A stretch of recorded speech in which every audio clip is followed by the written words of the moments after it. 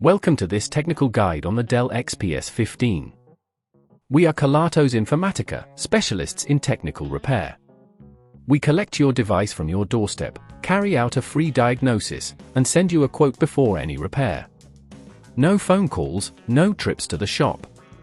We are based at Calle Joaquín María López 26, Madrid. Convenient, transparent and professional. Link in the description.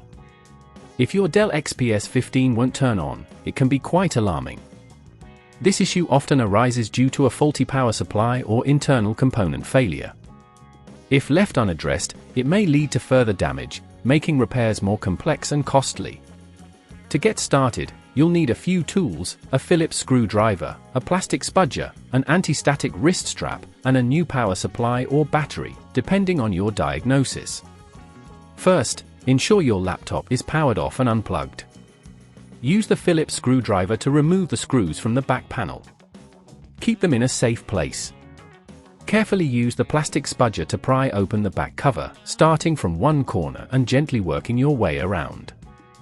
Once opened, you should see the battery and power supply components. Look for any signs of damage, such as bulging or burnt areas. If you find the battery is faulty, disconnect it by removing the screws holding it in place, and gently lift it out. When replacing the battery, ensure you align it correctly with the connectors and secure it with the screws you previously removed. If your power supply is the issue, locate the power connector and unscrew it from the motherboard. Again, take care while doing this to avoid damaging nearby components. If at this point you feel it's getting too tricky, remember that at Kelatos we collect your device from your door and return it fully repaired. Once you've replaced the faulty component, it's time to reassemble your Dell XPS 15. Carefully place the back cover over the device and press down until it clicks into place. Reinsert the screws and ensure everything is secure. Before you power it on, double-check all connections, especially the battery and power supply.